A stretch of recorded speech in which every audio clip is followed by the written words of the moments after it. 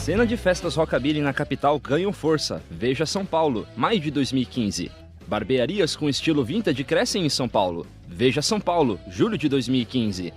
O que os programas de anos atrás tratavam como uma tribo urbana ou como encontros para relembrar a cena, agora é um estilo de vida em alta e que continua vivo e atual. Entrevistamos 5 personalidades da cena rockabilly que nos ajudaram a descrever a história do movimento e como ela está refletida na cultura popular atualmente. Não é isso. Não é isso que eu quero, não. Não é milkshake! Dá milkshake!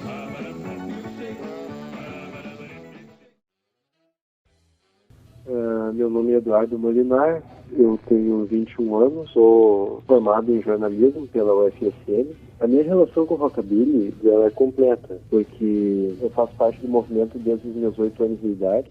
Eduardo vive em Santa Maria, no Rio Grande do Sul. Para escrever o livro Rockabilly Brasil, ele teve de sair da cidade onde vive para pesquisar em São Paulo o início da cena no Brasil. O rockabilly começou em São Paulo em 1979, o rockabilly tradicional como subcultura, e então eu fui a São Paulo saber como que tinha começado isso, conhecer as gangues que ainda existem, conhecer as bandas. Do lado paulistano, temos outra jornalista conhecida também por ser a pin-up Miss The Lovely. Meu nome é Mirella Fonzar, eu tenho 30 anos, sou jornalista e editora do site Universo Retrô. A origem do codinome Miss The Lovely, na verdade, é uma brincadeira com uma música de um compositor de jazz que eu gosto muito, que é o Cole Porter. É um compositor que fez bastante sucesso nos anos 20 até os anos 40, mais ou menos. E o nome surgiu dele, assim, é um trocadilho, na verdade, o nome de Lovely, né? Seria um trocadilho com Delicious, e aí ele acaba colocando Lovely no final. Além dos jornalistas, entrevistamos um dos vários músicos da cena, e que já se apresentou com vários artistas conhecidos da cena underground. Meu nome é Paulo Henrique, eu trabalho como Henry Paul, profissão músico, idade 48 anos, sou conhecido como cantor de rockabilly. Então eu abri shows de bandas como Ratos de Porão, né, Garotos Podres, em lugares que eles eram os ícones, né? E pessoas famosas assim que eu toquei, que eu acredito que mais me chamou a atenção, é o baterista do Stray Cats, Slim Jim Phantom. Abri show também do Misfits, se for banda internacional também. Para passar a palavra, o padre e também assessor da Diocese de Osasco, que curte a cena rockabilly.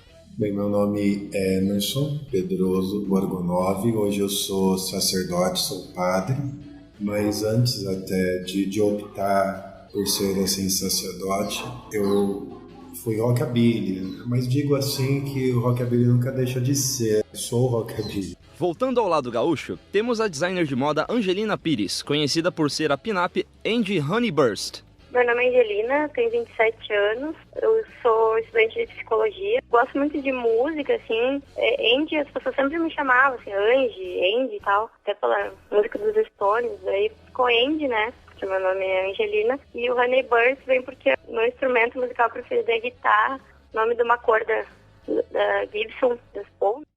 1, 2, 3 o'clock, 4 o'clock, rock.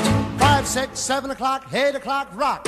9, 10, 11 o'clock, 12 o'clock, rock. We're gonna rock around the clock tonight. Put your glad rags on. Apesar de muitas pessoas vincularem o início do movimento a Elvis Presley, o real ponto de partida do rockabilly começa com a música Rock Around the Clock, de Bill Haley, lançada em 1954.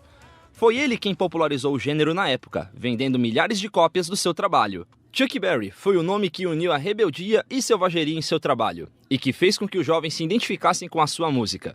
Em 1955, ele estourou com o single Maybelline, que vendeu vários discos.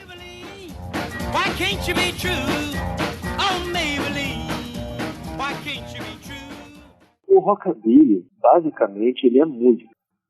É uma junção do rhythm and blues, do rock and roll dos negros, com a música caipira dos brancos, o que é chamado hillbilly, que é a música country de raiz. Isso seria o rockabilly, é o som que o Elvis começou a fazer na Manhattan, tocando That's Alright Mama, Blue Moon of Kentucky, Good Rockin' Tonight.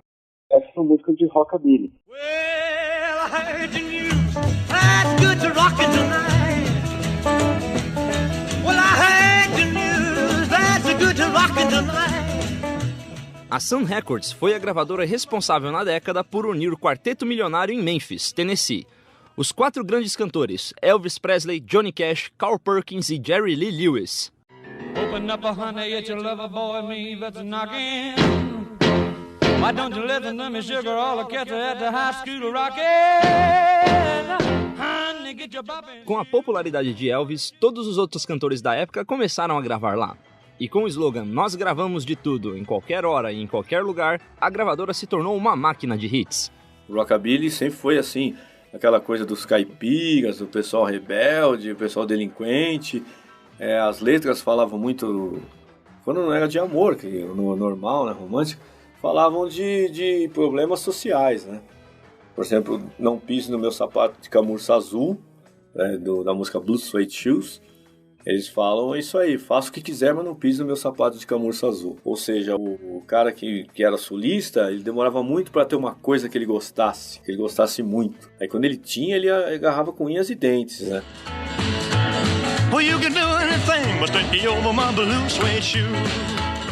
Visualmente falando, um dos símbolos da rebeldia da época foi o ator James Dean.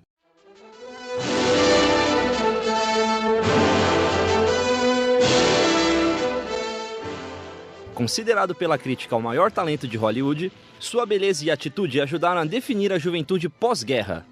A rebeldia dos anos 50 eram os jovens que queriam parece uma certa independência quanto àquele formalismo americano, aquela coisa muito formal, né?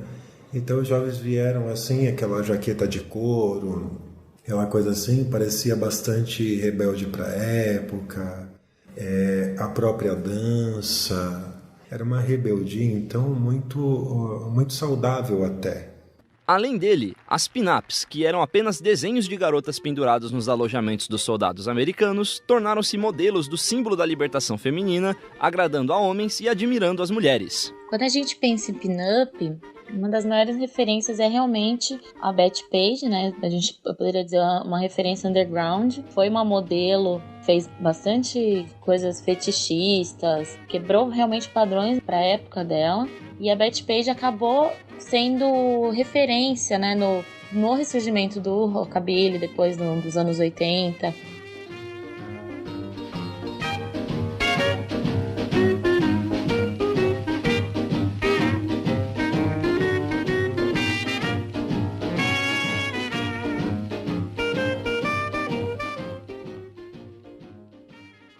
As mulheres que participavam do rockabilly desde sempre, assim, na origem mesmo, sempre foram mais ousadas e contestadoras, bem à frente do tempo, né? Não aceitava aquela posição da mulher que, ficava submissa, bela, recatada e do lar, né? Que veio toda essa questão que começou a tomar proporções bem mais fortes.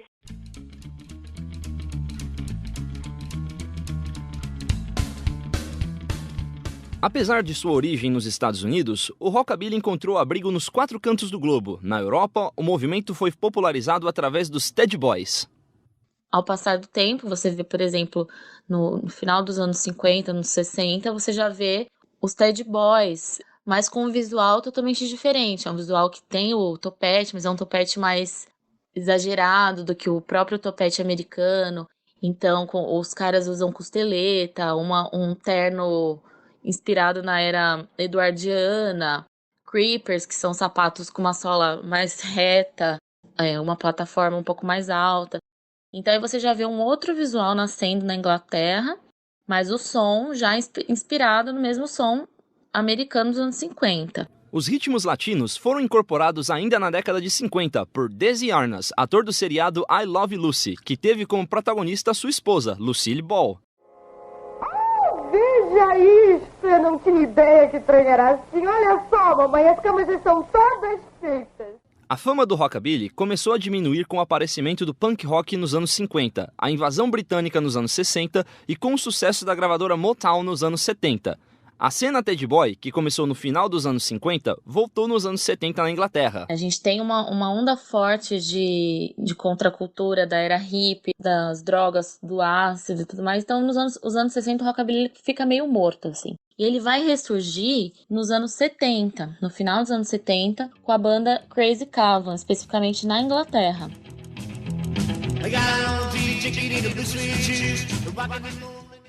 Em paralelo, no começo dos anos 80, os Americanos, que vêm com os Stray Cats. É uma das bandas mais famosas pelo seu revival do rockabilly dos anos 80. Só que com o Stray Cats já vem uma outra estética, uma estética de jaqueta de couro, um pouco mais rocker, com os cabelos um pouco mais exagerados também, bem anos 80.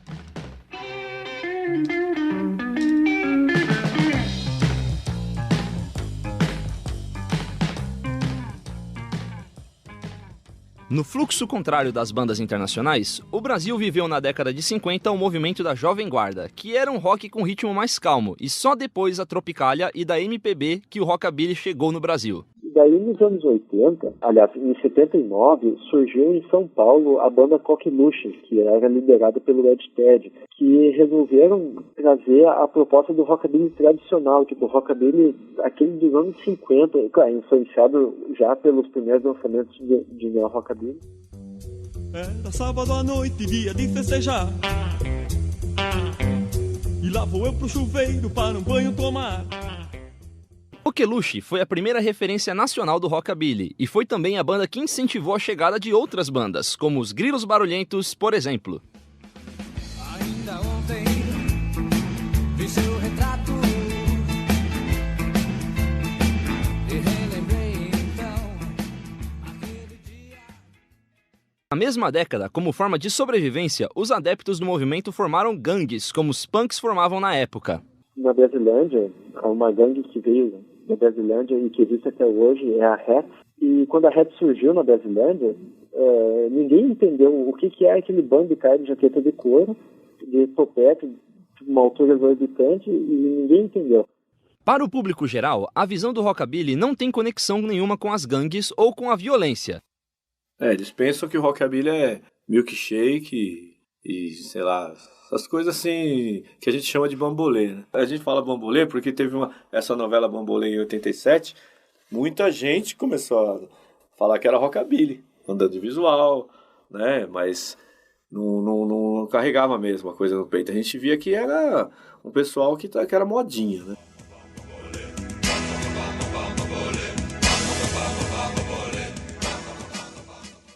O rockabilly, ele traz um estilo para hoje que está na vida dele. E isso é rebeldia. Então, é isso que eu estou falando, não faz parte de modismo. Não faz parte de algo que ele se enfeita. Nem romantismo. É um estilo de vida que ele traz para hoje. E isso é rebeldia. O filme Grease, nos tempos da brilhantina, foi responsável por tornar o estilo mais caricato e influenciou até a Rede Globo.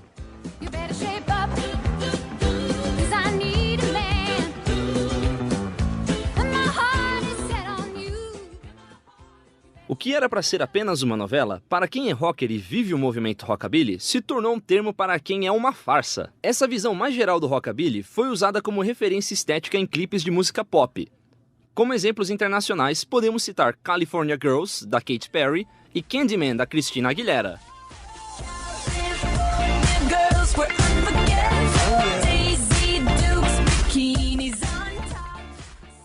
Mesmo estando fora da cena vintage, cantoras pop atuais também, por exemplo, Katy Perry, é uma pessoa que resgatou também muito para o mundo pop, né, para o mainstream.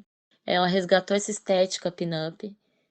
Para muitos adolescentes hoje em dia também acabam seguindo essa estética exatamente por essas cantoras pop terem popularizado esse visual. Christina Aguilera, Katy Perry.